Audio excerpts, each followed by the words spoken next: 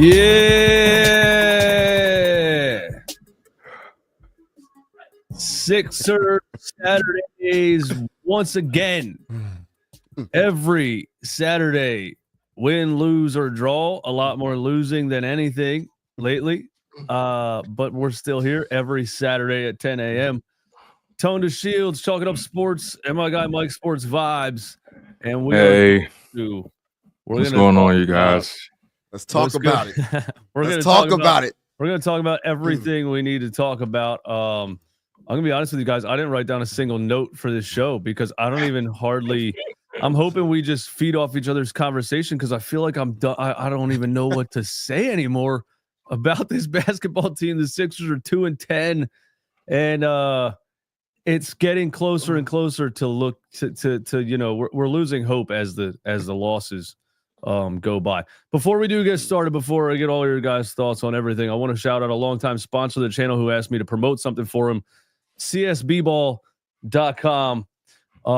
Is your child really getting the results they want on the basketball court? If not, you've got to check out my guy Zach, owner of Zach McGill's Court Sense Basketball. Zach is one of the top trainers in the greater Philadelphia area with a proven track record of helping players reach their full potential, no matter their size or athleticism. Zach, can you train some of the Sixers players? Maybe.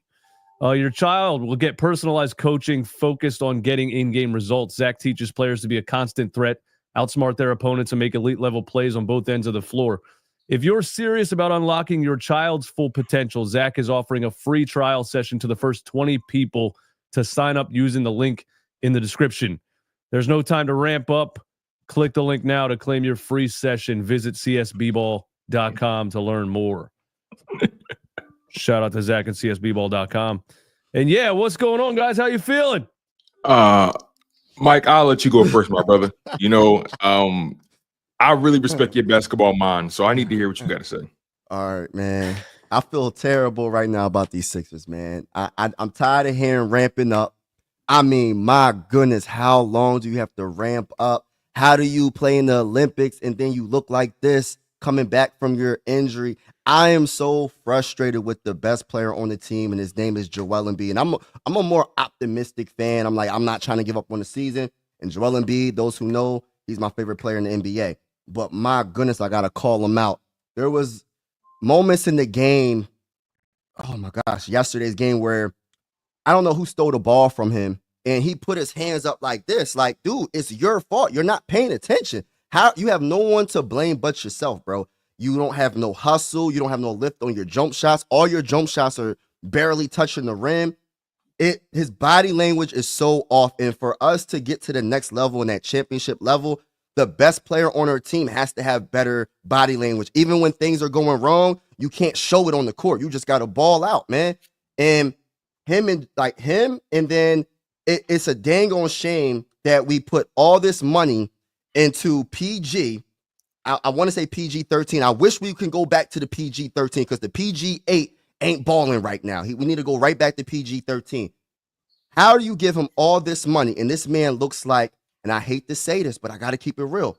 It's like another case of Tobias Harris, part 2. He's Tobias Harris, part 2, and I'm so over it. You getting all this money, and y'all playing like, I don't know, like, I don't want to say scrubs, but they playing with no heart, man. They're playing with no heart, bro.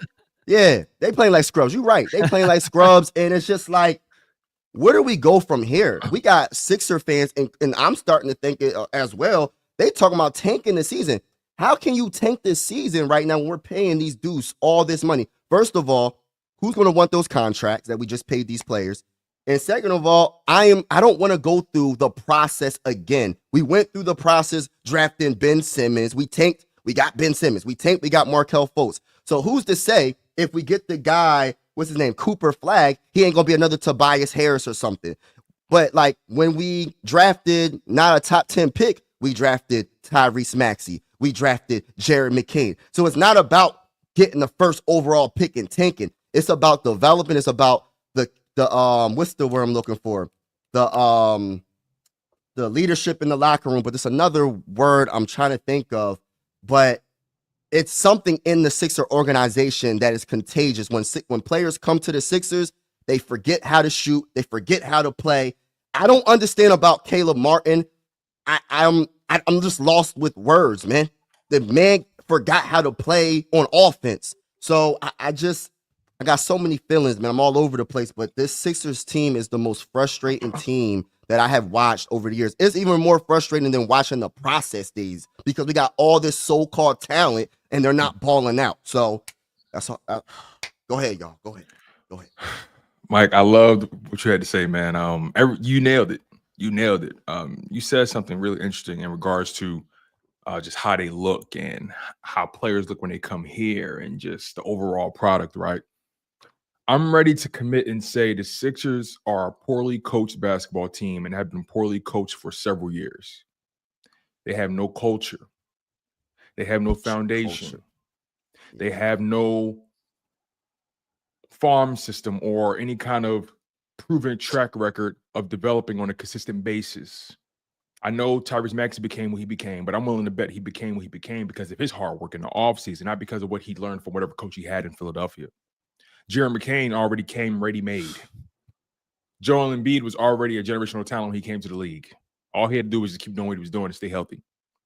So I ask myself, what has this team done to truly build a foundation in the organization? All we've done every single season is try to invest in these random-ass free agents, guys that are either too old, guys that teams don't want anymore. And look, there have been some free agents that worked out, in my opinion. I felt like the J.J. Redick experiment was cool. Granted, he couldn't play defense, but he could shoot, right? I even liked when we had Marco Bellinelli. You know what I'm saying? Like, I look at this team and I just look at them and I say, they don't look like they're led properly. And from a player perspective, Joel Embiid, I'm ready to come in and say he's not a leader. He's not. Oh, yeah. He's not. It doesn't take much for him to get out of a game mentally. It doesn't take much for him to get frustrated. We've seen him go into a playoff series and big up his players. And the moment things don't go their way, well, I can't do everything myself. Like, I'm overall frustrated with the product. I'm frustrated with the organization. And if I want to focus on the micro and get into that Magic game, I mean, 0 points for over 3 minutes in the fourth quarter. They went on a 16-0 run at one point in the game. 16-0 run. And the Magic were missing their best player. Paulo Banchero is a bucket, and everything runs through him. But one thing I will say about that Orlando Magic team, and this goes back to my original point about developing, that Orlando Magic team was in the playoffs last year, if I'm not mistaken, right? Yeah. They were in the playoffs last year.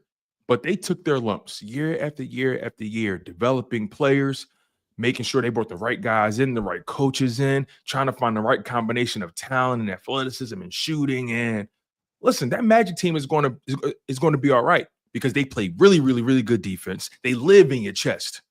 They live in your hip. Yeah. And you can't. Eastwood, you said something earlier about you didn't even write any notes for this show. I wrote notes, right?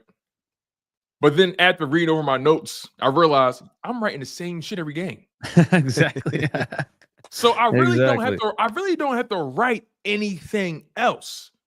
So Eastwood, the floor is yours. I still have so much more to talk about, but I don't want to shoot my load right now. So Eastwood, it's your go. There's so many things, like angles to take. The point you made about the Magic beating us and, us losing to the Toronto Raptors and any other young team, for me, like, I've been talking about Nick Nurse, but there's like two things about it for me. For me, the roster is full of old washed veterans and players that have guaranteed $100 million contracts that don't care anymore. And you play a team like the Orlando Magic, who has a bunch of 24-year-old dudes with a chip on their shoulder, they're going to beat you. They have a reason to play hard. The 76ers don't have a reason to play hard. Paul George has zero reason to play hard. Joel Embiid doesn't have a reason to play hard. Some guys have a killer instinct forever and some don't. LeBron James is 40 years old and for some reason still has a killer instinct. And even in a press conference, he's like, yeah, I might retire this year. I might retire next year. He sounds like he doesn't want to play anymore, but he gets out on the floor and he goes 110% every play. And they never build a roster full of young guys that have a chip on their shoulder. And it starts with ownership, the whole thing from top down, man. This is an ownership group that had no idea what they were doing from the time they bought the 76ers. They bought a tanking team. They bought a team that was mediocre. They bought a team that was mediocre and just flying level, and they tanked it to get draft picks to get to the top of the draft, not because they know how to build a basketball team, but so they could have a couple of names that they could sell to the fans, so they could put a big banner outside. Look, Joel Embiid, Ben Simmons, look at us. We're going to win now. And they sold a bunch of hope, but they really had no idea what they were doing from the beginning. They didn't know how to hire. For you. When did they buy it? When did Harris's group buy this team again?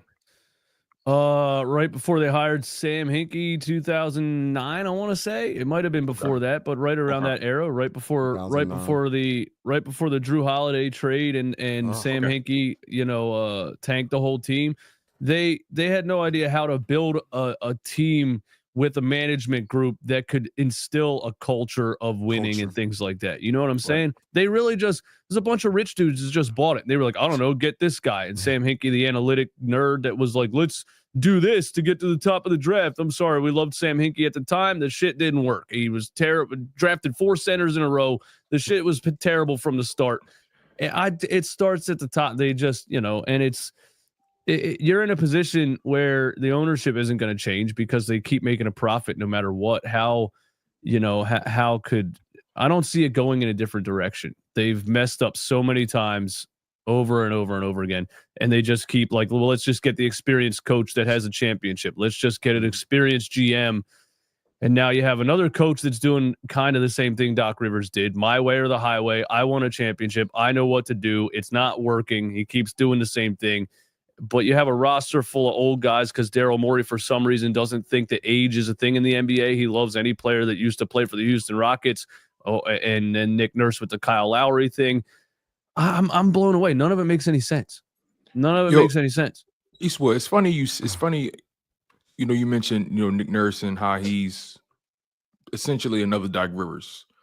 And oh man, I'm about to say something crazy. Nick Nurse is Doc Rivers in whiteface. Yeah. Nick Nurse is Doc Rivers in whiteface. I mean, he's literally, and I mean no disrespect to anybody when I say that, but it's just he's doing the exact same things. Yeah. Right. And then on top of that, and then Mike, I'll let you cook, bro. Mike, I want to get your thoughts on this, because Eastwood brought up the whole championship pedigree with coaches that we try to bring in here, right? With the Doc Rivers and the Nick Nurse. I got to hear your perspective on this, Mike. Is it fair to say that when you bring in guys with these championship pedigrees, you're not only buying into that, but you're also leaving yourself susceptible to their ego and their cockiness and arrogance and their inability to change their ways? Mike, I got to get your perspective on that. Yeah, I agree with that, because once you win that championship, like Doc Rivers and Nick Nurse, it's kind of like it's my way, and I'm not adapting to the talent that's on the floor. You got to work what's on the floor. You got to work with their strengths, not their weaknesses. And some of the things that Nick Nurse got going on is kind of like, it's just so confusing, man. Is that the difference between these coaches that got rings and don't got rings? Because I see a difference. Yeah, I think the ones that don't got rings, they're trying to get to that point, so they're trying anything new to try to capitalize, to try to win. The ones that got rings, they're just like, oh, I'm that guy, like, you know what I mean? So it's like, I don't really gotta. Y'all gonna have to adapt to what I'm trying to teach y'all. If y'all can't grasp it, then so be it. They don't adapt to nothing. They don't change. They don't do anything different to try to make their team better, because they're just like, oh, I'm the best coach. I got a championship. You know what I mean? But they're blinded. They're like blinded by their ego. And you know what I mean? Yeah, like the whole. I can't believe he started Kyle Lowry last night after we've seen Jared McCain's the only true point guard on this entire roster. And it was obvious from the jump, and it took him this long. He still started Kyle Lowry. And then in the third quarter, he finally ran a lineup with Jared McCain at the point and no other old veteran point guard to hold his hand and teach him what to do. And it looked great. And but why does it take a coach that long when the fans see it, the games ego. before that? The ego. And I think you said something about this too, Eastwood.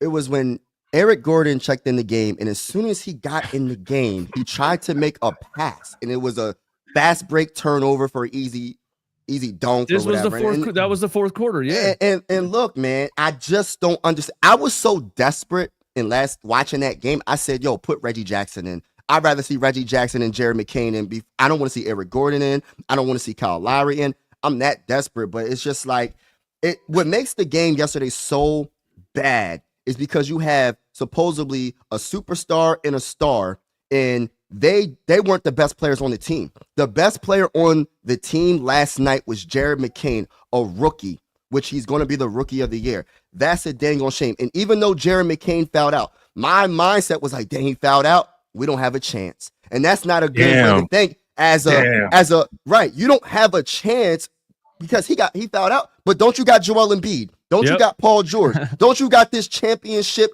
caliber head coach? Why did my freaking confidence went down when the rookie fouled out the damn game? And I don't know. And that's the word I was looking for. It's the culture. We have a losing culture, and I don't know what we're going to have to do. I don't know if it's get rid of the owner somehow. I don't know what it is, but it definitely starts at the freaking top. And I am tired of losing. I'm tired of it. You can't get rid of the owner, man. I wish. They're just going to keep making money. Now they're trying to build a new arena, and they're not going to change anything major because they have fear of the fans abandoning ship. But they're skating on thin ice right now too, because you want to build a new arena, and this is not a sponsored arena. This is not like Chase Bank Arena or anything like that. They own it. It's called 76ers Fieldhouse or some shit like that. They are putting up a lot of money for a new arena, and they're skating on thin ice because, bro, this team looks like shit. I don't know who is buying tickets to watch this garbage for very much longer. Hey Eastwood, real quick, can you bring that up on screen? I just added something to the whatchamacallit. Yeah, I didn't even know you could do that. That's dope.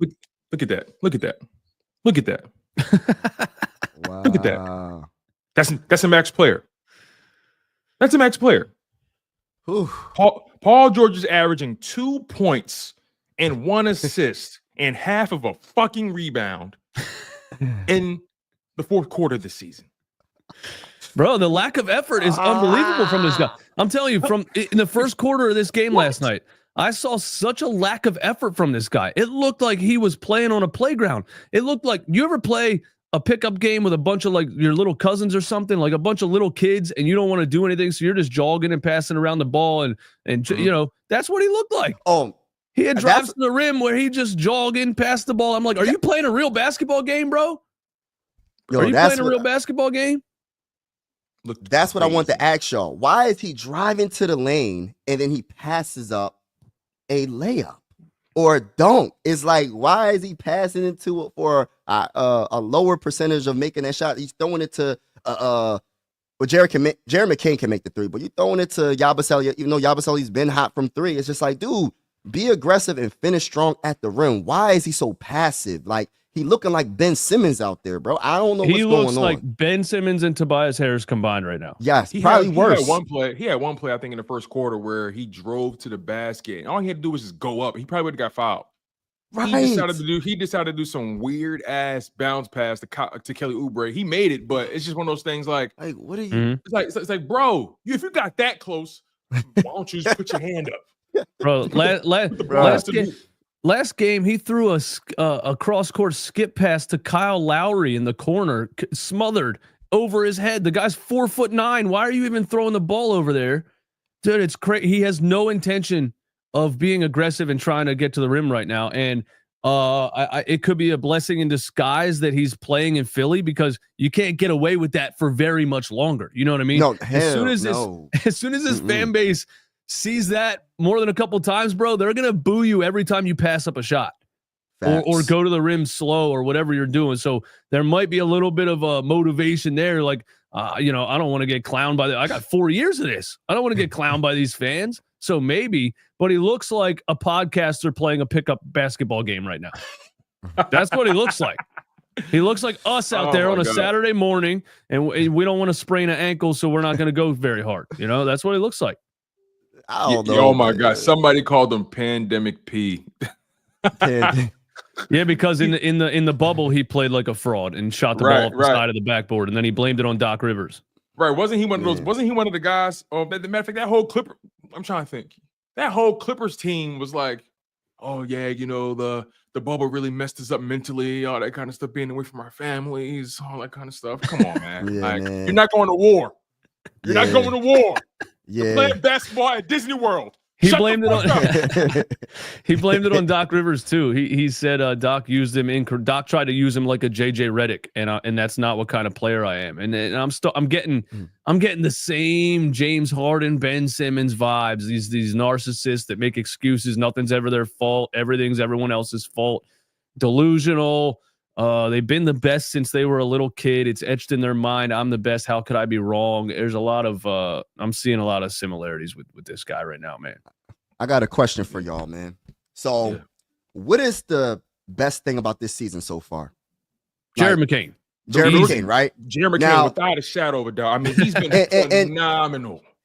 And my whole thing is this: it's like I don't understand it. Like, that's why I got to give Daryl Morey so much credit when it comes to the draft. Not the people he picked up in the free agency. I don't know what's going on with that. But, man, he just plays with so much passion, man. Like, when he would dunk the ball, that one-handed dunk on the fast break, and he's yelling and flexing, and he's just showing so much energy. And I'm just like, man, I did not see this coming.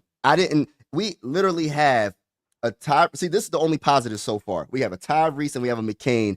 Everybody else can skedaddle almost, and it's just like hasta la vista, hasta luego, adios amigo. We don't want you, because if you're not playing hard on that court, and when we're supposed to be a championship contender, just get off the team. But there is, like, I don't know what you call this shot. It's like a scoop finger roll that he does that's almost unguardable. It's like a scoop. It's not like a regular finger roll. It's like a scoop. Bro, I don't know. It's an old school Rajon Rondo move. Rondo Yes, used to do that in the paint. And I love it. And it's just like, man, every time he shoots, he shot 50% from 3. He was 5 of 10 from 3 yesterday. He's just something, man, I did not see this coming, but I'm excited for what him and Tyrese Maxey is going to look. And another thing I want to say is he had 0 turnovers in 31 minutes. So for a rookie to have 0 turnovers, he's a pure point guard that can actually score, that's not scared to score, but he can facilitate the basketball. And it's just like, it's a breath of fresh air, man. I love what I'm seeing from Jared McCain. So that's the only positive. I just want to see how it's going to be when Tyrese Maxey gets on the court. And another thing I want to say is Jared McCain has to keep the same energy when Joel Embiid and Paul George. I remember in the first quarter, he was a little bit passive. He wasn't really aggressive because he's trying to fill himself. You know what I mean? Trying to fill things out. But dog, right now, you're the big dog on the team right now. Like, real talk, I don't care that he's a rookie. That's because Kyle Lowry was on the. That's because Kyle Lowry was still on the floor in the first quarter running the offense. Oh yeah, Kyle Lowry. Yeah, Kyle Lowry. Yeah, Kyle Lowry. And McCain go, and Nurse was trying to run him at a 2 guard for some reason for a couple of games, and he's a point guard, bro. He has the ball in his hands. He's a creator. He's not supposed to be next to Kyle Lowry standing in the corner. You know what I mean? Yeah. And one thing I'll say about McCain is even when he's looking for his shot, I still feel like he's looking for everybody else too. I still feel like when he drives, like he's gonna take his shot. He's gonna be aggressive. But if somebody's open, he just makes the right basketball play. I don't really see McCain make negative basketball plays. Let me tell you guys. I'm saying it right now. He's the best rookie I've ever watched play basketball. It makes no sense. It makes no sense how good he is at everything. Yes, right. Yes, he's very, and he's good on defense. His decision making, his patience, his reading the floor. He had an entry pass to Joel Embiid that was right in his hands, right under the rim. We've gone years where we didn't have a player on the roster that can make an entry pass to this guy. Right. McCain's out there, just drops it in there like a dime, no problem. He runs the pick and roll. He drops it off to the roll man, or he steps back. He reads everything. It's crazy how good he is at literally everything. Listen to this. Listen to this real quick. Out of all the players who actually played some real minutes last night, and I'm not talking about like KJ Martin and German or Bona or Ricky Council who only played like 4 minutes or less. Anybody who played like double-digit minutes, did you know that McCain was the only player on this team that was in the positives when it comes to the plus and minus? He was plus 13. Oh, yeah.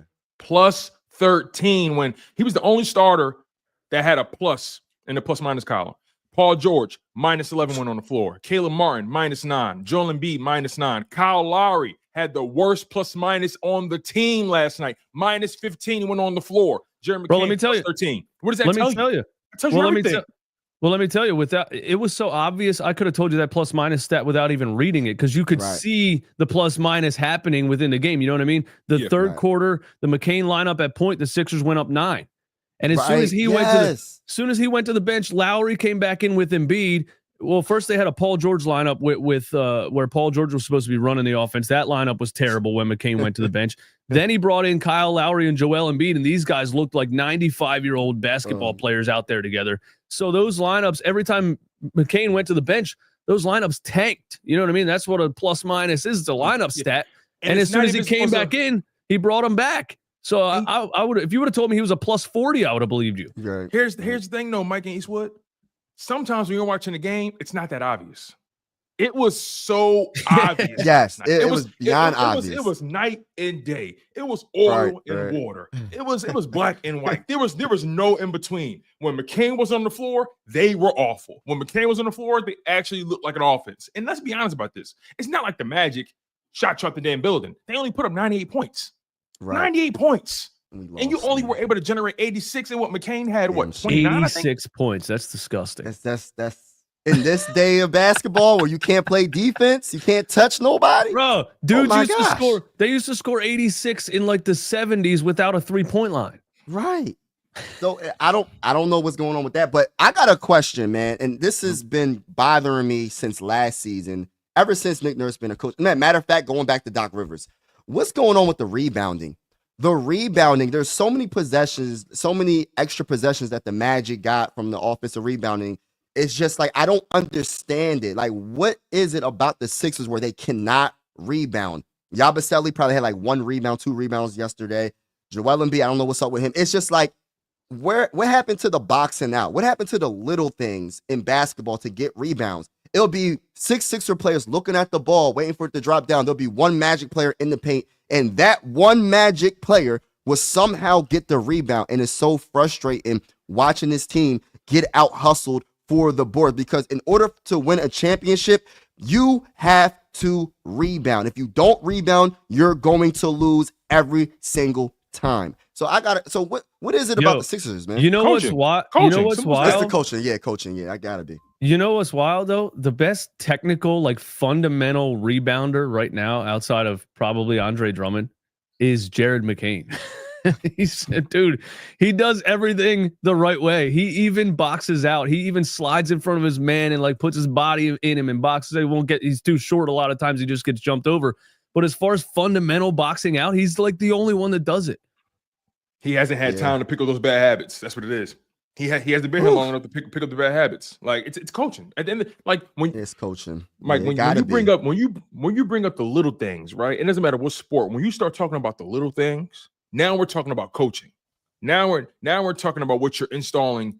Now you're talking about culture, mentality, philosophy, identity. The little things, right? The things that you really can't measure, but you can see it, and it's affecting the rebounding. Their shooting coach needs to be fired. Their defensive coach needs to be fired. I'm seeing so many teams get so many easy buckets off these pick and roll actions, and it just seems like every game we're playing a step behind the opponent.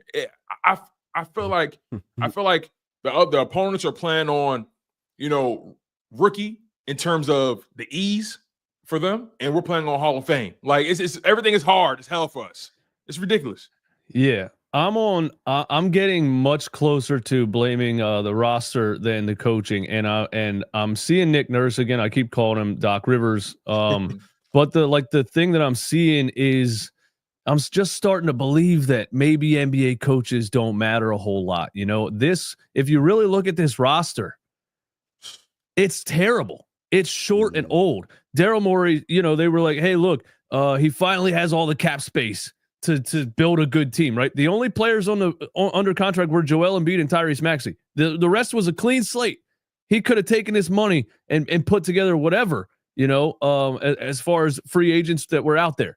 He gave all the money to a 34-year-old podcaster and didn't have any money left over. And then he signed a bunch of vet minimums, guys that were literally retired. They were about to retire. Reggie Jackson, Eric Gordon, Kyle Lowry.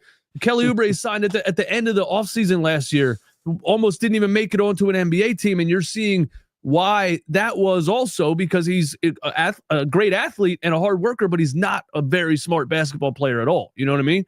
And dude, the roster is crazy bad. Where's all the athleticism? Where's all the youth? Where are the 6'10", two-way guys I can find a kid in high school right now that can run both ends of the court and dunk from almost the foul line. Where are they at? We got all these short, old, overweight dudes that can't run, can't jump, can't do anything. And that's another reason you can't rebound. Everybody's small and slow. Flat-footed as hell.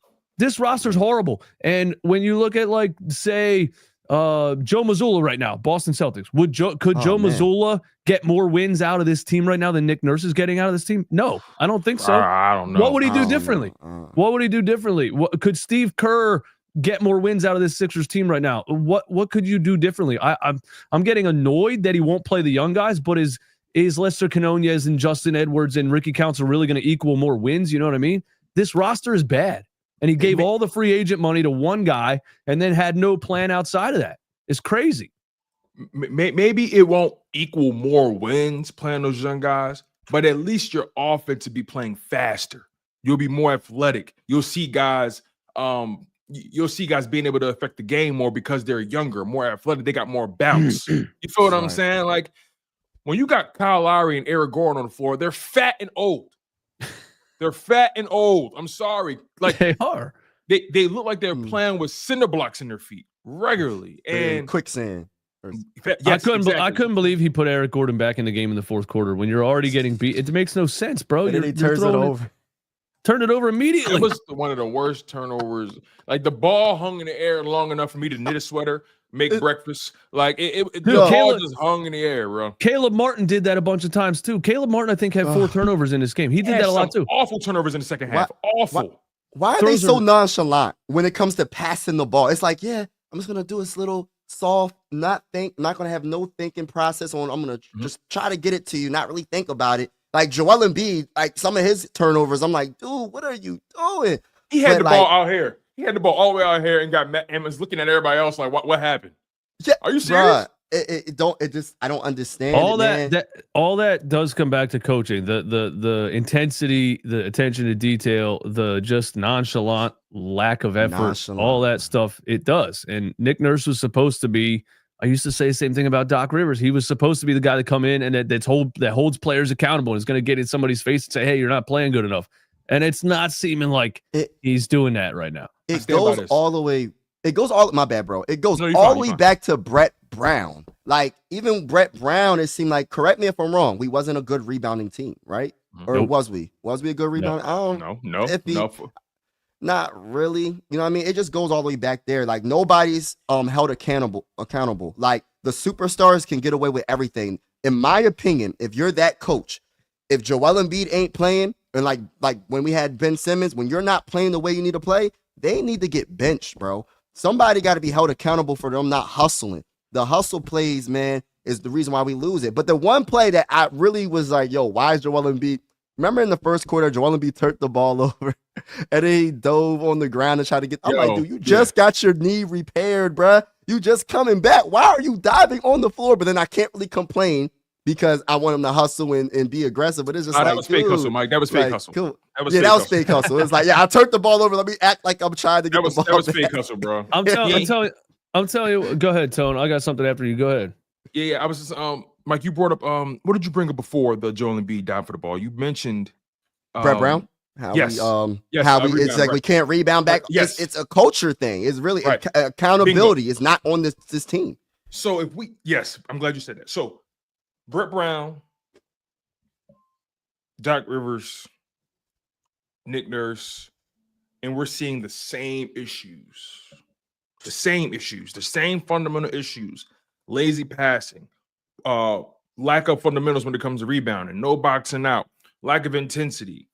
Stars aren't being held accountable. Guys are able to just do what they want, say what they want, and not and with no recourse.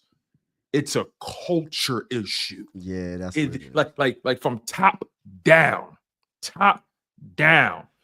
Like I've seen. First of all, obviously this is the NBA show, but Indianapolis Colts.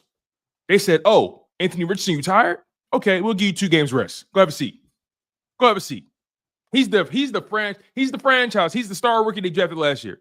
So my point is, like, in the NFL, if you're not living up to playing the part, no matter how much you're getting paid, especially if you're a liability, sit your ass down. Sit down. Yeah. And the NBA or at least with the Sixers, at least, I'm looking at them and I'm saying to myself, like, where's your soul at? Who are you? I watch every game and I say to myself, they don't even move like the best team on the floor, even though they're more talented. They don't even play move like they don't care. I'm not saying guys cutting. I'm not saying, bro. I rewatched the Cavs game, right? And I'm just seeing the intention behind their passing.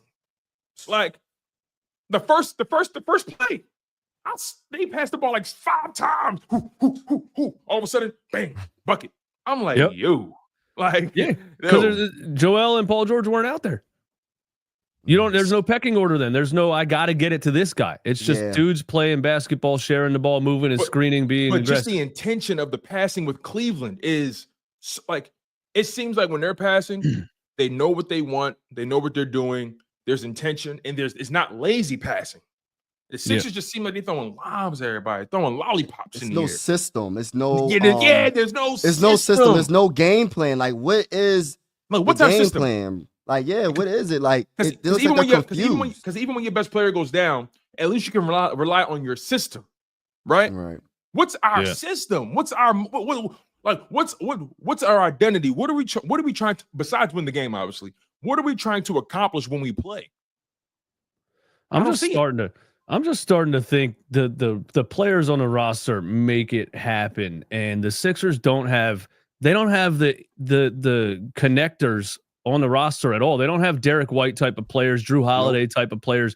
They don't have those guys. They signed a bunch of, you know what I mean? You build a racing team, right? With a couple of Ferraris that have 200,000 miles on them. They might still run. We don't know yet. You know what I mean? You don't have a pit crew. You don't have a tire changer guy. You don't even have a fucking backup driver. The driver's been out there for 48 hours. He's falling asleep at the wheel. Bro, there's nothing in between it.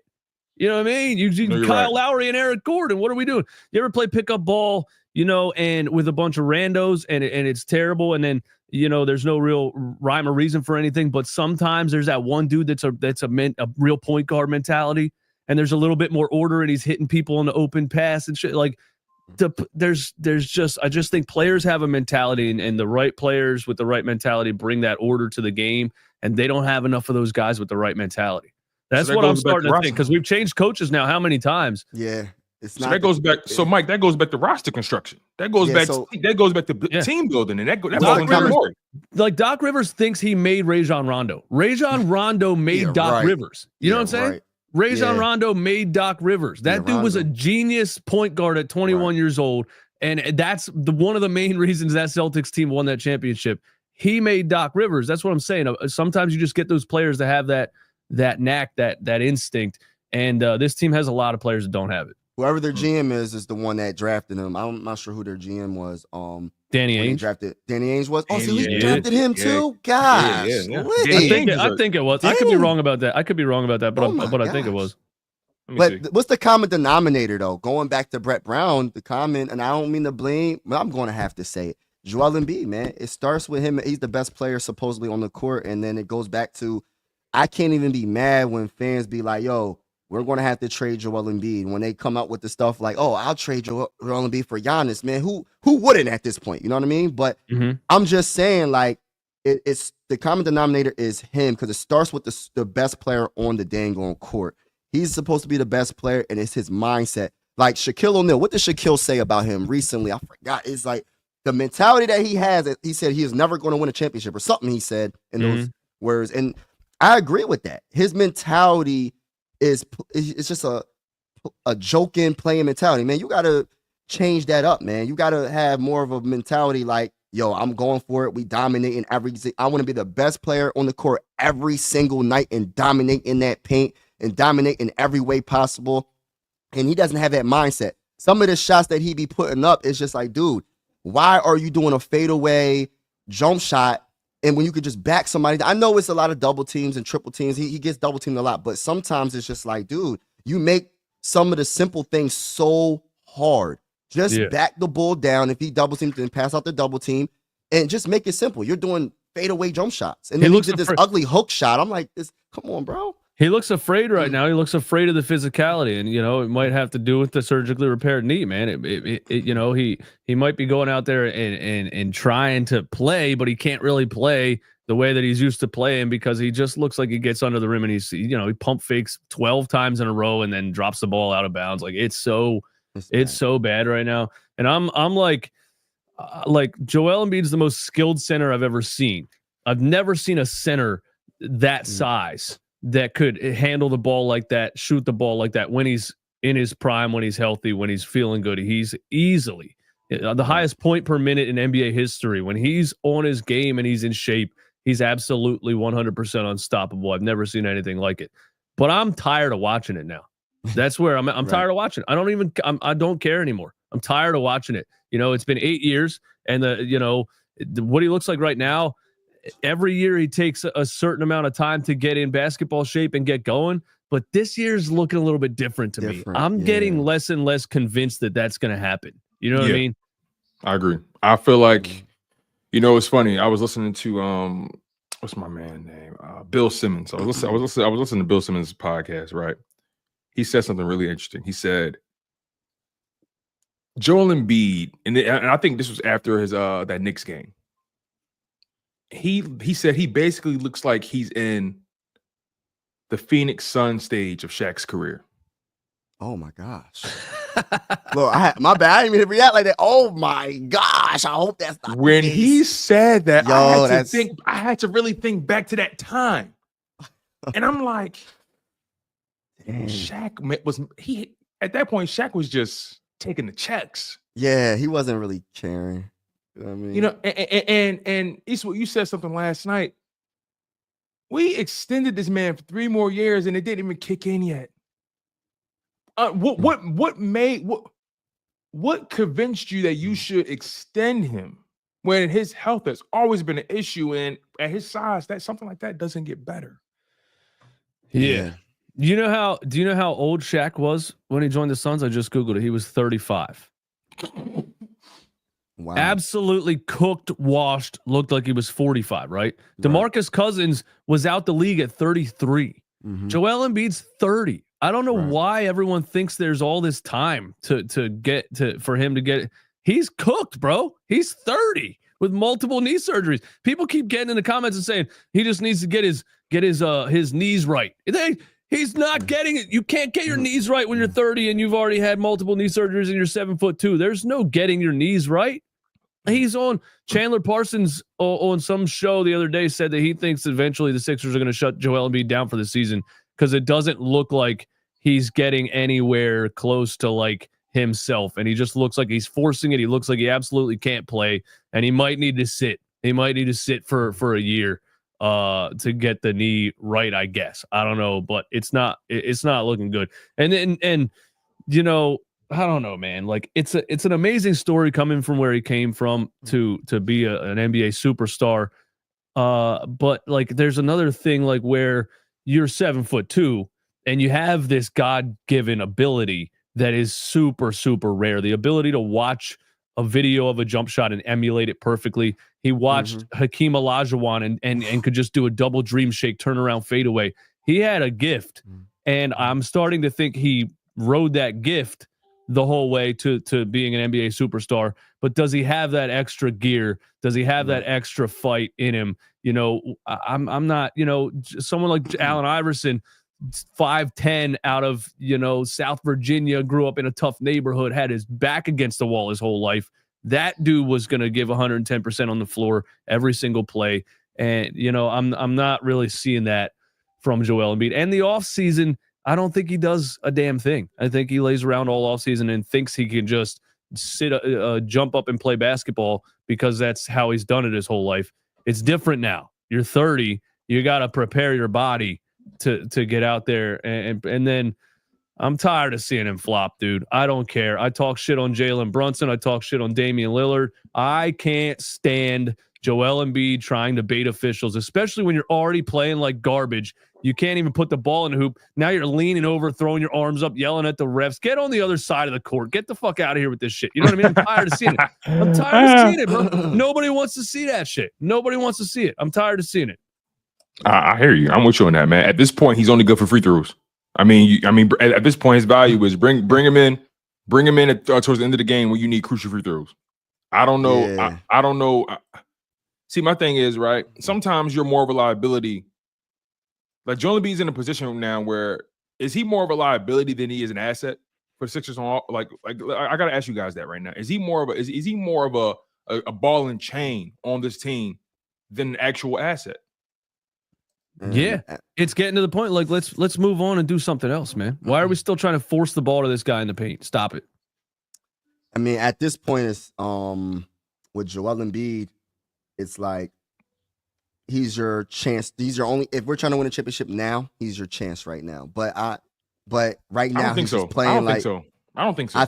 I think so. You're not getting past the Celtics or like I'm talking about like right now in the next couple of years. I don't see as much as I love Tyrese, as much as I like McCain, unless we get some good picks. We don't have the team to do it. We got Paul George, you know what I mean, on a contract. No. I'll put you this way, right? The reason I say he's not is because they're not getting past them with him now. If he's, I'm talking about the potential of him being. I mean, now the way he's playing, feel like he can get healthy. You know what I'm saying? He's ramping up. But here's the thing, right? The more basketball you play, the more miles you put on your body. The deeper you get into a season, the more tired, the more wore down you get. How can he get better if he's? You guys get what I'm saying? Like last year he ramped up. He was cooking in November, December, January. He was MVP. historic before he got numbers hurt. again. Right. Yeah. He does it every year. He Yeah. gets in shape, he's MVP numbers, absolutely unstoppable. Right. But then he gets hurt every single time. It looks Every different single time this he gets year, hurt. though. It looks So different. I agree. They think we're going to rest him to the playoffs. No, you need to get him in shape to where he's that good, and then maybe try to load manage him or something. But what they're doing right now is a disaster, and I don't even want to get into the ramp up protocol. He wasn't ready for game one. He was still going through a ramp up protocol for 8 games. He started he came back when they were like 1-8. And then he looked like he hadn't played basketball since the Olympics. What was the ramp up protocol? What were they doing? Who was ramping him up? Nobody did anything. Doesn't look like anybody did anything. Do you guys think him playing in the Olympics was a selfish move? Heck yeah, I do. I feel like he didn't even look that good in the Olympics. He looked like he was still hurt. And I just don't feel like I feel like what Joel Embiid is trying to do right now is get everything on his resume to try to get into the Hall of Fame. But dude, I understand getting a goal for your country, but a championship looks better on your resume to be in the Hall of Fame at the end of your career by getting that championship. You got the numbers, you got the MVP. Now it's time to get a championship. So I feel like him being selfish and putting himself in harm's way even more being in the Olympics, because it's different playing in the Olympics. Like, I don't know, they more physical. Definitely, yeah. They're more physical. Yeah. So it's like he didn't even look good back then. So it's just like I just feel like the Sixer organization needed to just hop in there and be like, yo, you're not playing. You got to rest, man. We don't want to have no excuses, because we know the Sixer fan base, like you said before about Paul George, it's the same with Joel Embiid. If Joel Embiid comes to Philly and he plays like he did against the Magic, he will get booed. He knows it. That's why I feel like I don't know, man. I just think he's content, man. I just think he's content. Remember when Andrew Luck just walked away from the game with multiple knee injuries, and he already made $100 and some million. He's hurt. He has a wife and a kid and a mansion and and his knees hurt, bro. Yeah. And I think he has another kid on the way, if I'm not mistaken, right? Yeah, I'm just saying he's enjoying life, and then he's forcing himself to play basketball through pain and stuff. You get to the point where probably you're like, I might be done, But why did he sign an extension then? He doesn't care because they offered it to him. If somebody offered you $130 million, ain't you gonna take it? They offered Look it at to him. Tobias Harris. What do you mean? Why he's not Harris? Eastwood. If somebody say, listen, we're gonna get. You said it earlier in the show. Hey, we're gonna give you 140 million. Just come in and just look like you give us hope. Just look like hope. Don't give us hope. Just look like hope. They gave a contract to Ben Simmons without a jump shot, man. They gave contracts to everybody, bro. Is there any feeling between us three that we're really negative right now? It looks terrible. Is there any, like, on a scale 1 to 10, maybe what is your grade on the potential for Joel Embiid to actually get back into all-star form and the Sixers to start winning? And then we look back and laugh at the beginning of the season. Because is there like scale 1 to 10? Mike, I'll let you go first, bro. All right, so look, I got about a 6 because I'm super hopeful, and I might be a delusional Sixer fan because I love the Sixers so much, and I'm trying to win a championship. I haven't witnessed the 1983 championship, so I want to witness one in my lifetime. So I'm super hopeful. I'm gonna give it a 6 out of 10, and I'm just hoping that his ramping up is good enough to get him to where he was last season, because oh my goodness, last season was such an amazing season before he got hurt. I don't know what he was averaging. I think he was leading the whole NBA in scoring and all that, but I'm just tired of all that, man. I'm just like, I just want to see it. I got to see it to believe it, but I give it about a 6. Obviously, Maxey's not back. He's dealing with the hamstring. He'll be back. I do think Paul George will ultimately shoot better over the course of a season than he did last night. We saw it in that what game was that? Not the Cavs game, but the Knicks game. Yeah, he had 29. We saw Knicks game, what it looks like when he's in his bag, right? In that Knicks game, he looked aggressive. He looked like he was attacking. He was going for a shot, all that kind of stuff. I don't know what was the difference between the Orlando Magic, but nonetheless, you get Maxey back. Eventually, I expect Paul George to be better over the course of a season.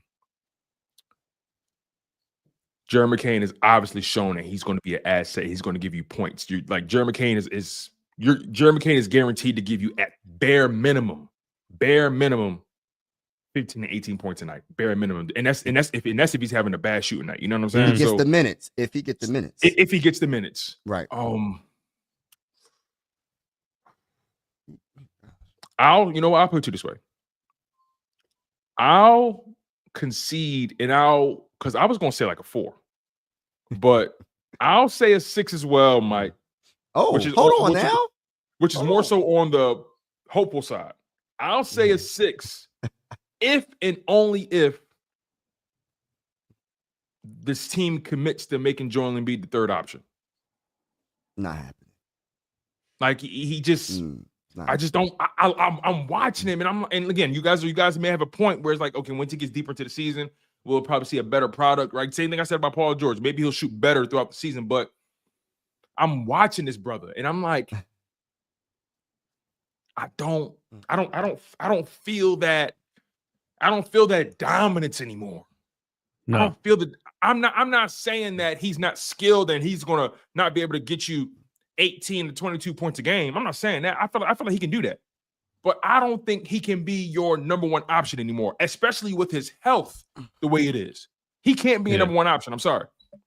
No, I don't think so either. He might be a 2, maybe the second option. Maybe my confidence at this rate with McCain shooting like this, I feel like if I'm going to 4 players, Maxey, McCain, George, and Embiid, I would say Maxey has to be your number one option. I'll even say Paul George would be your second option, McCain to be your third, and Embiid to be your fourth. I'm sorry. But the style that Joel Embiid plays is a nucleus type of style. You can. How do you make him the fourth option? He's the center of the entire offense, and it runs in and out. And he would have to be the only way to make him that is if he's as good at passing the basketball as like Nikola Jokic. Good point. And he's not. Good point. No, Jamar said, relax, bro. Fourth option. Bro, at the worst, he could probably be the second option, but I don't see heated, the fourth. Bro. I'm sorry. I'm emotional. I'm heated. Are people watching him play? He doesn't even look like a fourth option right now. That's what I'm saying. Like, what are your eyes telling you? He looks like he's not dominant anymore. But can we be overreacting? I know people are going to be like, hell no, we ain't overreacting. It's possible. Because it's the second game he's been back. Now, say he come back when he plays about 10 games and see what he's looking like. Now, if he looks like this after playing 10 games, then we got a big issue. Now, I believe he'll have to be the fourth option. But it is his second game, and he's ramping up. I'm gonna tell you, my confidence of Joel Embiid getting back to an all-star level is a 1 out of 10 right now. It's a 1 out of 10. And I'm going to tell you why, bro. That last knee surgery, I'm starting to think may have been the nail in the coffin to his career, bro. He hasn't looked the same. He had all off season. He came back and played against the Knicks fresh off a knee surgery, and he looked better then than he looks now. It's almost like it got worse, right? Then he played in the Olympics, and he had the whole offseason. Here's what something's wrong with it. The Sixers lied to everybody about it. If he was ramping up, he would have ramped up in training camp like everybody else. Yes, absolutely. And then he would have played game 1, and he would have looked rusty, and he would have got it together. How did he go through all of training camp and then some kind of bullshit ramp up protocol, and then now he looks like this? They're lying. He's hurt. He doesn't look right. I don't see him looking right. I'm kind of just, bro. I don't even. It's wild. I'm saying, like, listen, sit him down. Play Jared McCain and Tyrese Maxey. If Paul George wants to get it together and play a little harder, maybe that'll happen. But I think Paul George also thought he was getting like a little bit of an easy ride here. I got Maxey, I got Embiid. These are superstars. Yeah. I can just be the third option. I can catch and shoot, and he's a great catch and shoot 3-point shooter. He was the highest in the NBA last year at 44%. Paul George was.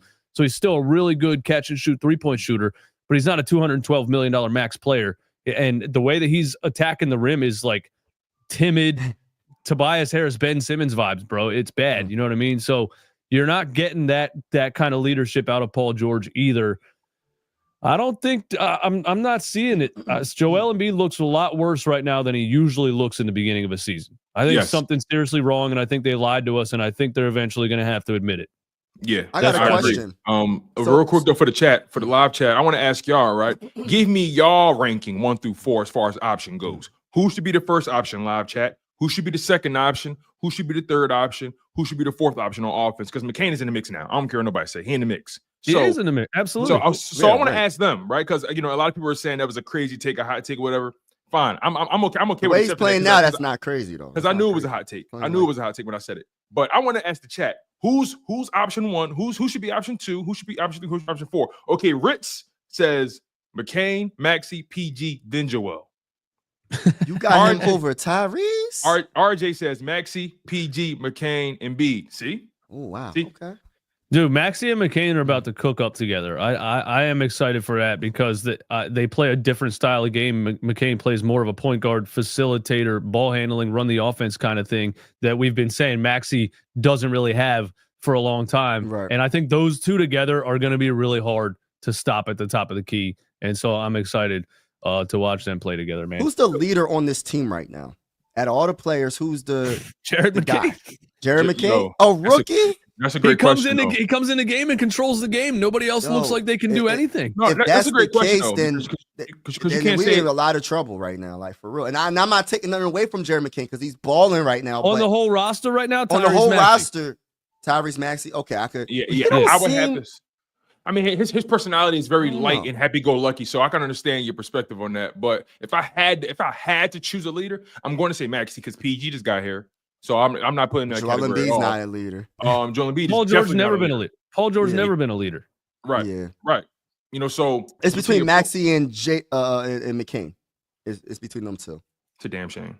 Hey, let's get through some of these super chats, man. Thank you guys for the support. We got a ton of super chats waiting to get to. We've been ranting, bro. We could continue this for 3 hours. I feel like 622 people in here live right now. Hit the like button for us one time. Let's see if we can get up over 750, 800. All right, because Sixers fans are all feeling the same way, and we're here. We're here to express our frustrations and your frustrations. Nick Marchetti, thank God for the Eagles. I feel that. A. Jones, it's hard to rate the Sixers right now without a fully healthy squad. We haven't seen them at their full potential. Also, Kyle Lowry needs to go, putting up PJ Tucker minutes. We haven't seen them fully healthy. I'm getting closer to thinking we're not going to see them fully healthy. You know what I mean? Davon, Morey, Seti Osman, Jordan Nwora, Lonnie Walker, Markelle Fultz, all players over 25 and under 30 that were free agents, and you chose Gordon, Lowry, and Reggie Jackson. Oh, so Markelle Fultz was? Oh, snap. He's still a free agent. He can't shoot. It's hard to run an offense with Markelle Fultz, man. He still can't shoot. And Lonnie Walker is now playing overseas. I think Lonnie Walker is somewhere in Europe or something. Yeah. Okay. Brian said our best player grew up wanting to be a professional volleyball player. The guy has the mentality of a paperclip. Buddy was trying to fade a reporter. Go. That's hilarious. Good God. Narrative that Maxey can't win without Embiid needs to stop when your number 2 is Oubre, Toby, and Lowry. PG8 defers to McCain more than Maxey. I'm confused. Bernard McCoy. Yeah, I mean, I don't even know what to say anymore. Rob R, thank you for the super chat. Pandemic P is a perfect example of a veteran who got one last bag and stopped caring. It's probably true, man. You know, people get to you get to a finance level. To put it in perspective, like say you make 60 grand a year at your job, like try to put it on more of a normal person type of level. You know, say you make 60 grand a year at your job, everything you own and everything you finance is based on that much money, right? And then you're looking at like, oh, I might be out. You know, I need to get another 60 G's or I'm going to have to figure something else out, you know? So these guys are, that's how I see it. So yeah, they want to get an extra bag. Jared McCain was commanding traps with Paul George and Embiid on the floor. Wow. Jared McCain was getting double teamed, bro. That was wild. Hot. Yeah. McCain is the best free throw shooter in the NBA. He's 100% right now. Yes. Good call. He has not missed a free throw this season. Yeah, he's 27 for 27. He has not missed a free throw this season. Maury watched the Marino, Rice, Moss, and Smith unretiring commercials too many times. Davon 76ers built the same roster for 9 years. Undersized shooting guard that can't dribble in JJ and replace him with Seth Curry. Old minimums and stubborn coaches. You guys aren't wrong, man. Embiid's knees are done. He will never be 100% no matter how much rest he has. Maybe time to just accept that. I accept it. I agree. That's where I'm at with it. Yeah, I'm That's there. where I'm at with it. People keep saying you just wait till he gets his knees under him. I don't think that's gonna happen. Wait, who said? Wait, time out. What does that even mean? Wait, my knees are here. They're here. What about a 85% Joel Embiid? Would that be good enough? Yeah, with a good Maxey, with a good PG, and with a 70%. 75. All right, so we're not going to get the 100%, but give me an 85%. And let me ask you this though, real quick though. What are you seeing now? If you had to put a metric on, it, what percentage of Embiid are you seeing right now? I'm seeing about a 40, chat, right? a 40%, maybe live not chat. even that. Let us know live chat. Let us know what percentage of Embiid do we need in terms of him being good, and what percentage of Embiid are you actually seeing today? Like, what's the disparity? Right? I'm seeing 20. Yeah, I'm seeing 20. I'm seeing 30% below. When he had a wide open dunk in the Olympics and he landed and did a somersault with nobody near him. I was like, oh shit. I remember that. He can't even dunk a basketball anymore without rolling across the floor, bro. That's a good point. I got him at 30. DV, I told you PG is no good. Tobias version 1.5. Tobias Harris update, bro. That's what it is. It's a patch. It's a Call of Duty patch, version 1.056. Let's go read the patch notes, man. Hey, we fixed a couple issues here. Here's the update. 34 with a leg break in his history, a lot of miles on athletes, regardless if it was 8 years ago, his limited athleticism with an inconsistent shot. He does have a mentality where he doesn't go hard to the rim, and then he hyperextended his knee in the preseason. Don't forget that, bro. This guy had a traumatic leg injury. His leg broke in half, bro. You know what I mean? Yeah, that was crazy. So he plays the game like that. He has a mentality now where he's a little bit timid, going to the rim. But again, he's the best catch and shoot 3-point shooter in the league right now, or one of them. So you need other things around him, but maybe you can get the best out of him. I don't know, man. Maybe not. Brian, usually it takes a few games for him to get into shape every year, but he looks different this season. He can't move anymore. That's exactly where I'm at with it, bro. I 100% agree with you. With where our team is, would you gamble? AJ, AJ, what's your Venmo? I'm sending you back that $5, bro. Stop it. I'm not responding to that. Bro. Keep it a stack. Glenn would have had this team at least 500 nurses on fraud watch. Glenn would have had this team at 500. The Bucks were like Mac 2 and 100. I like bro. that. Max and Mac, I like that. How would Glenn have this team at 500? The Bucks aren't even at 500 right now. And they got Giannis. Great point, Eastwood. Great point. This is Maxey and McCain's team until the PG and Embiid show us different. It's that simple, bro. That's where I'm at, man. Run McCain at the point, Maxey at the 2, and feed him. There's one thing I will say about Nick Nurse. At least he realized. We realized it way before him, but at least he realized Jared McCain's the dude right now. Everybody else looks like shit. I got to give him the ball. And he gave him the ball. And then in the fourth quarter, he was running point. In the fourth quarter, he was controlling the whole game. So at least there's that. But here's the thing, though, right? Yeah, he put him in. Yeah, he started him last night. But he's 1 foot in, 1 foot out. Why is Kyle Lowry in the court? You're undermining your decision, in my opinion. Man. Give me McCain at point guard. Give me a damn 6'6" shooting guard, bro. Put Justin Edwards on the floor. I'm serious. Put Lester Quinones on the floor. Why are you putting Eric Gordon out there? Lester Quinones is 6'5". He's 24 years old. He gave us 13 points in a game last year when he played for the Golden State Warriors. He hit 4 threes on us and beat us by a lot. The kid can play basketball. I don't know why these coaches think these kids can't play basketball. They can play basketball. You don't have to be 37 years old to play basketball. I'm so confused by it. You know what I mean? The league is moving away from these guys. Martin too. The league is moving away. Oh, my bad. Go ahead. No, you're fine. The league, if you really notice, like if you look at some of these teams, like Golden State Warriors, right? When Steph Curry was down for however long with that ankle injury, they had Buddy Hield and a bunch of randos out there cooking. Pochemski. Yeah. Like they had this one white kid out there. He's like a ginger or something. I'm like, who the hell is he? It's Pochemski. And they refused to trade. They refused to trade him in the offseason. He's that nice. Right. I'm like, yo, where are those players for us, right? I love seeing rosters where I really don't know anybody because I'm like, whoa, it's like, well, what is this? You know what I'm saying? With the Sixers, this seems like Daryl Morey's obsessed with this old Rockets lineup that he's trying to recreate. Yeah. Bro, I bet every year. I bet the Delaware Blue Coats are more fun to watch right now. I'm serious, man. Canonez, Adembona, Ricky Council, Justin Edwards. I bet the G League team is fun to watch. I'm gonna start watching the G League team. Oh my God, yo, we should trade for Bronny James, yo. I'm talking shit. Don't do it. I'm talking. But trash, yeah, man, what's your opinion on KJ Martin? You think he should get some minutes just to change it up a little bit because we're desperate at this point. I feel like we need him somewhere. Listen, he can't shoot. Can he shoot? He's athletic. He's athletic. He's going to play good defense. He's going to run in the fast break. He's going to clog those passing lanes. Like he's a high effort player.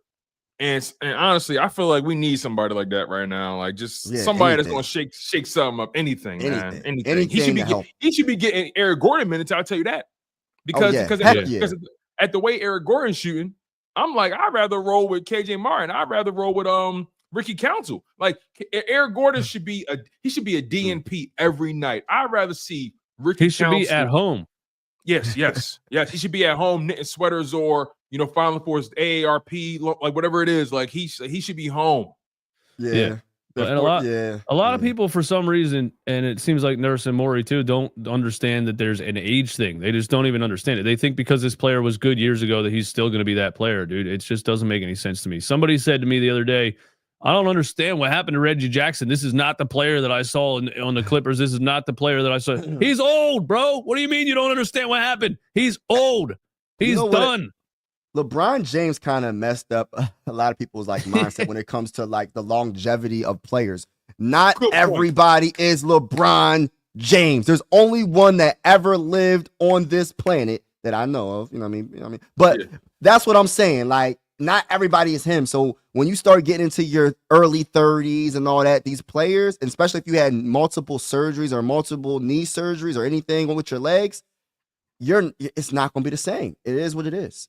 I would say most NBA players are almost done at 32, 33. You know what I mean? Exactly. I'm glad you said that because the LeBron James and Tom Brady fucked the game up.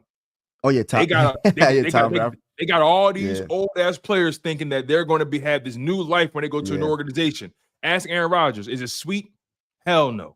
You feel what I'm saying? So I'm with you on that, right? You should not build your team based off the exception. You should build if anything, you should primarily build your team off the rule. Right. Do you guys want to know what the average retirement age is in the NBA? And keep in mind this is injuries and stuff like that. Like players have career-ending injuries and things like that. 27 years old. Oh wow, for real? I mean, I could believe that. I thought it was at least 29 or something, but I guess that's what I said 29, but I can kind of believe that because the average NFL career is only 3 years, 2.5 years, I think. But that's physical though. That's a sport where but that's also taking into account guys that get a contract for 1 year and things like that. Yeah, so it's a big curve, but it's a big curve, but still, man, players are done at 32, 33. You know, because I'm thinking of Vince Carter, when Vince Carter was playing. I don't know how many years Vince Carter played. He played when he was 40. But here's the thing about Vince Carter, though. Here's the difference, though. Vince Carter, what he was doing, he started to transform his game the older he got. And that's the same thing with Kobe did, too. He started Kobe was still at a high level for a long time. Exactly. VC became a sharpshooter on the second half of his career. He became a three-point shooter. I remember seeing him in Atlanta and all the other teams. He became a shooter. And Vince Carter. Man. Yeah, you got to be a good shooter to age like that. And Paul George is a really good shooter, so the difference between the 29-point game that he had against the Knicks and this game is that the ball wasn't going in the hoop. I think I probably have to get over the fact that he goes to the rim soft. I don't think he's going to go to the rim hard. I think he's a off the dribble and spot up shooter. He can create his own shot, but he's a mid-range and 3-point shooter now. You know what I mean?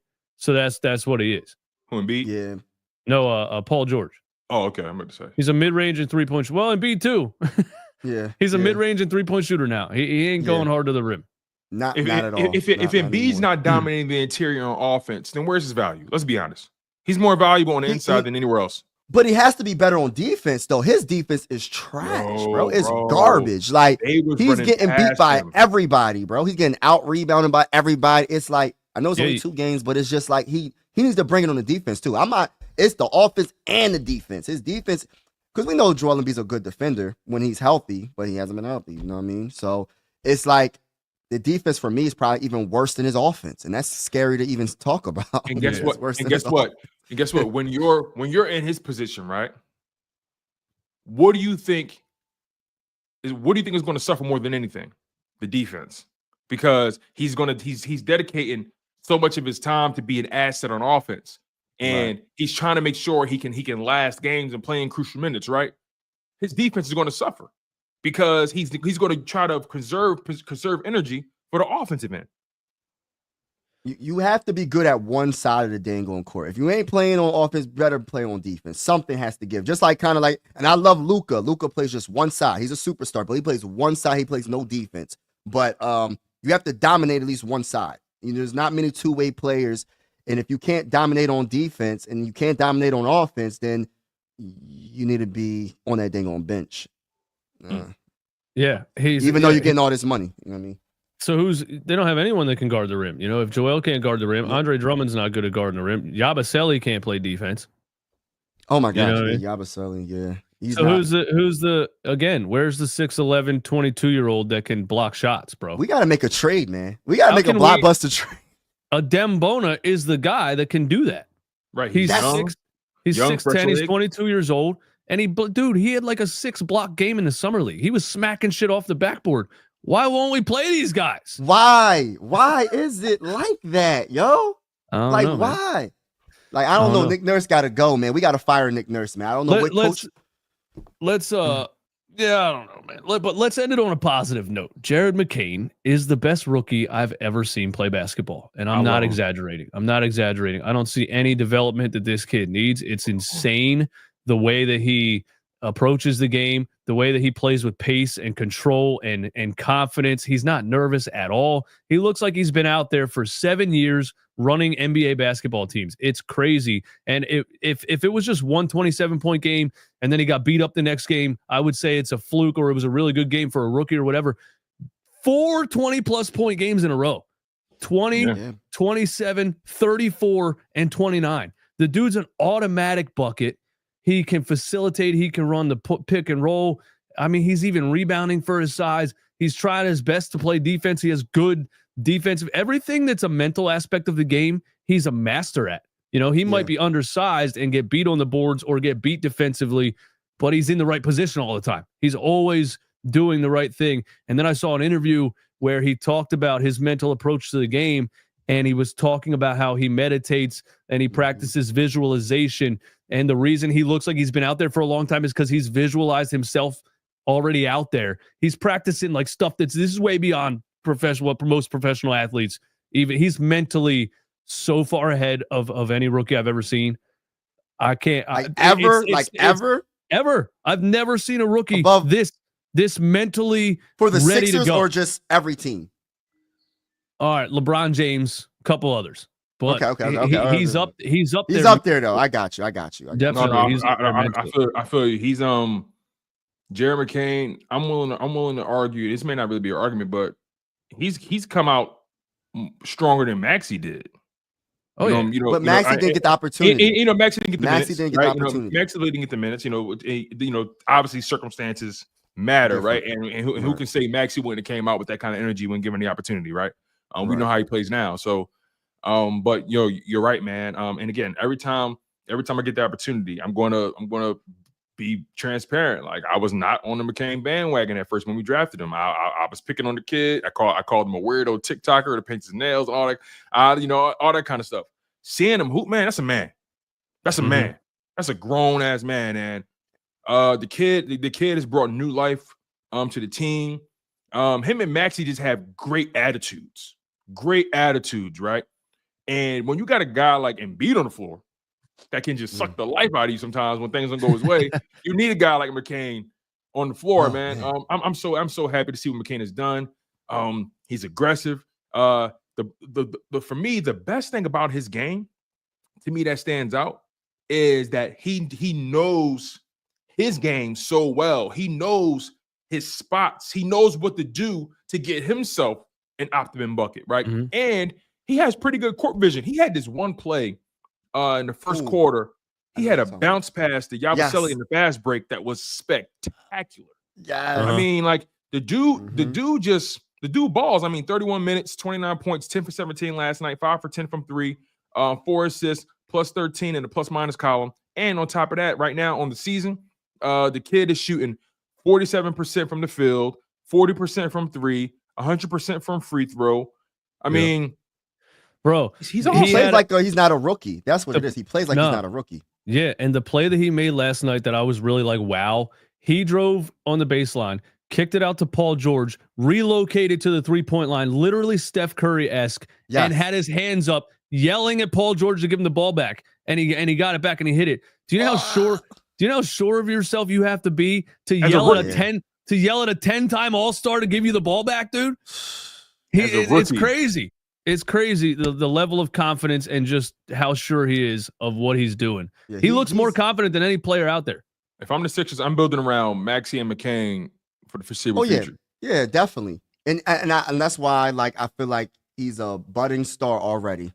Like already, you know what I mean? And then look at the potential. If he's this good already, how much better can he get? This might be, and it's going to sound crazy right now because it's rookie year. You could be looking at the next Steph Curry.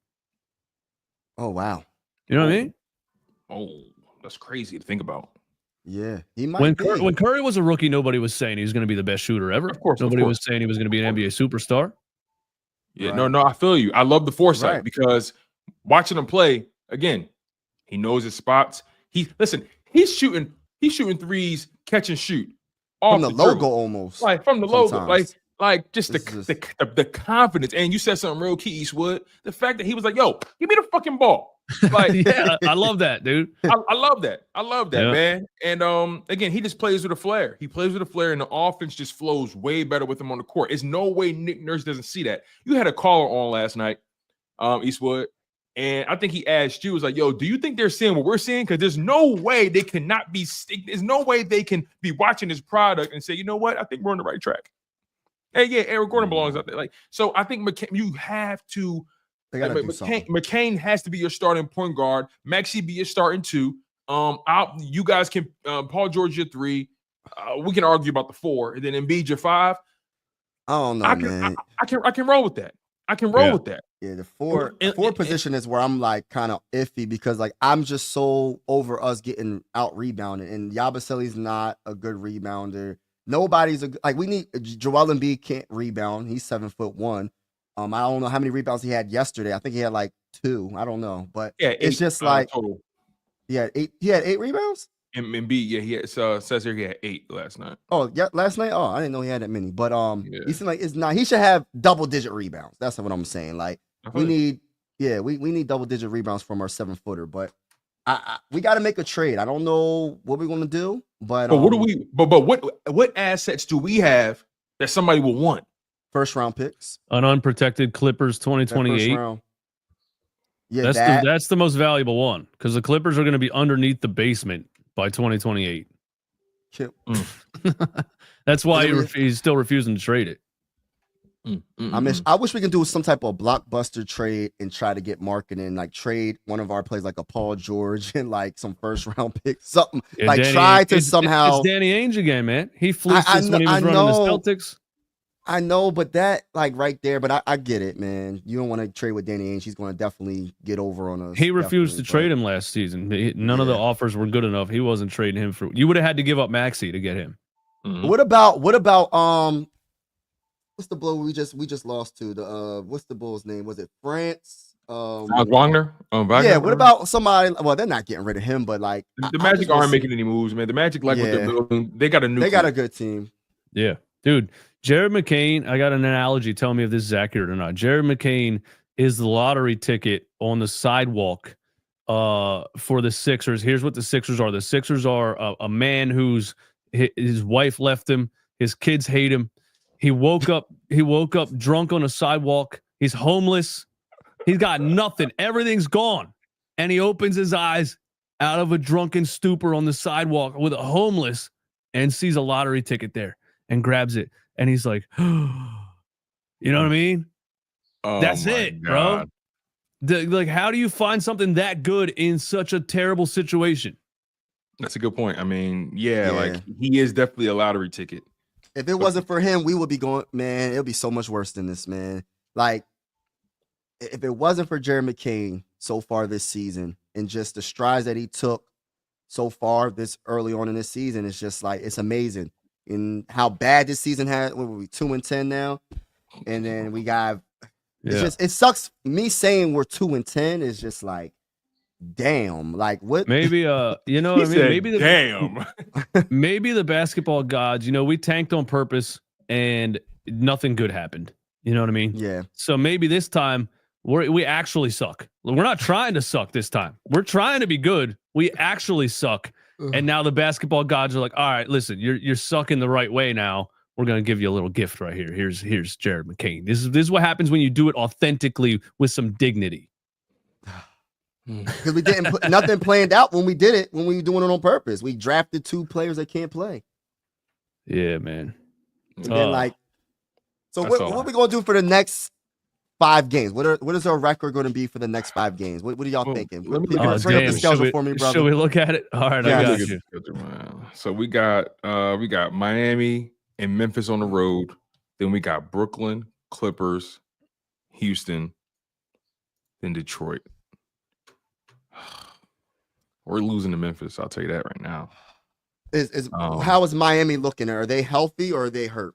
They're up and down health wise. But Jimmy Butler, I believe he's back. If I'm not mistaken, right? I don't believe in Miami. Really, they didn't do anything this all season. I don't believe in them in totality. But I mean, I don't know if I believe in us either. No, I don't believe us either. Miami, Memphis, Brooklyn, Clippers, Houston. Houston's gonna beat the hell out of us. They got so many young athletes on that team. Mm-hmm. Yeah, we're cooked against Houston, and a good coach, and a little a glue guy, and Dylan Brooks. You know, Houston's cooking, bro. All right, so Miami, is that an L? Is that a dub? I can't even tell you, bro. The fact that our only 2 wins had to come in overtime just tells you everything you need to know about where we're at.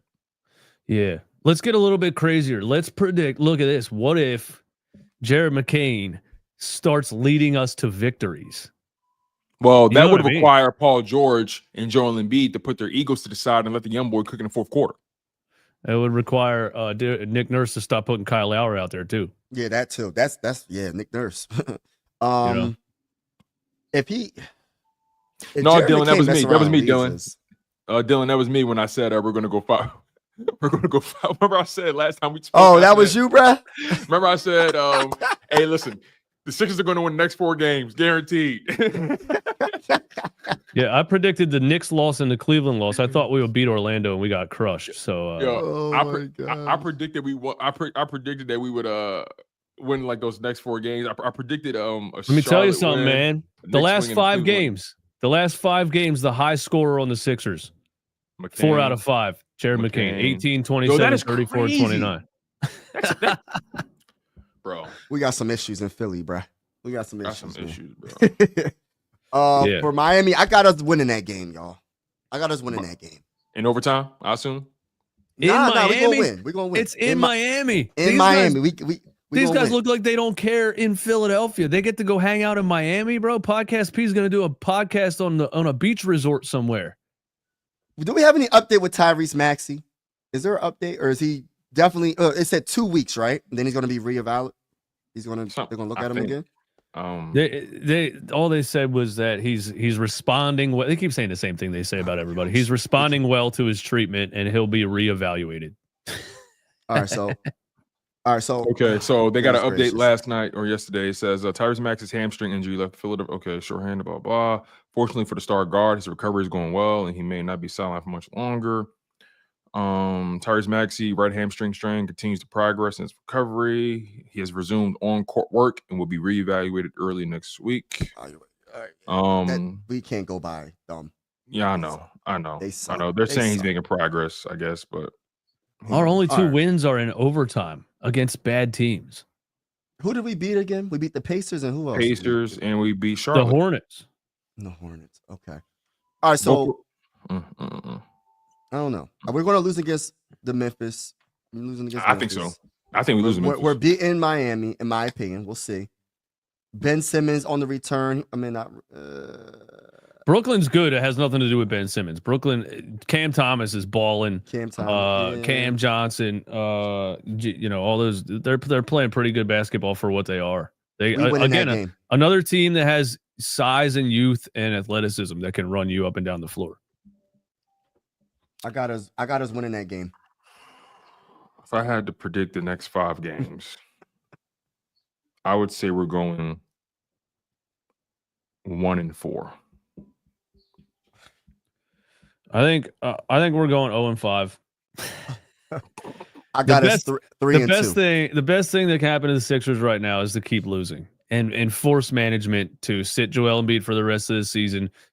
Play Jared McCain at point guard, let him and Maxey cook, and tank for Cooper Flag. That's the best thing that can happen. And then Joel Embiid retires, Paul George retires, and we move on to something a little more exciting.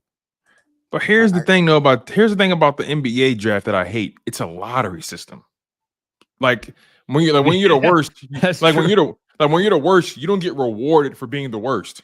You have like a higher you know chance, what I mean? But which is why you have a much higher chance, but you can still get screwed.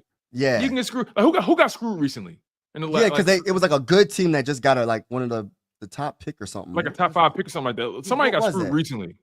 Yeah, somebody was the worst team by a mile and didn't get the top pick. It was the Knicks. Was it the Knicks?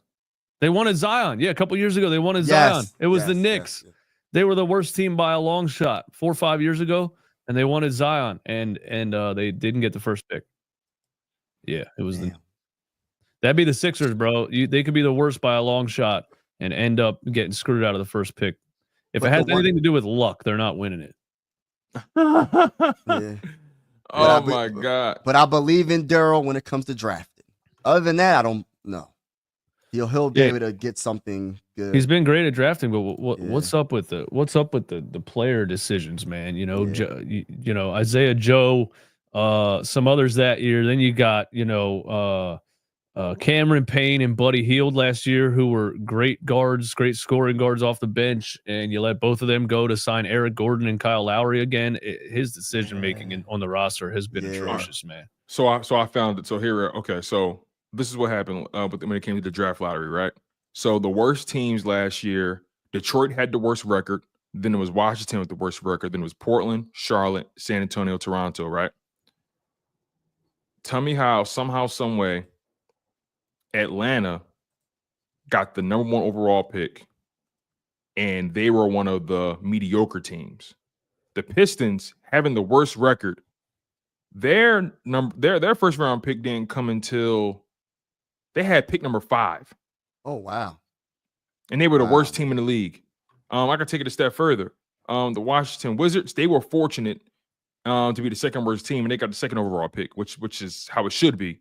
The Rockets were eliminated from the play-in, and they had a 41-41 record, and somehow, some way, the Rockets got the 3rd overall pick. How does that make sense?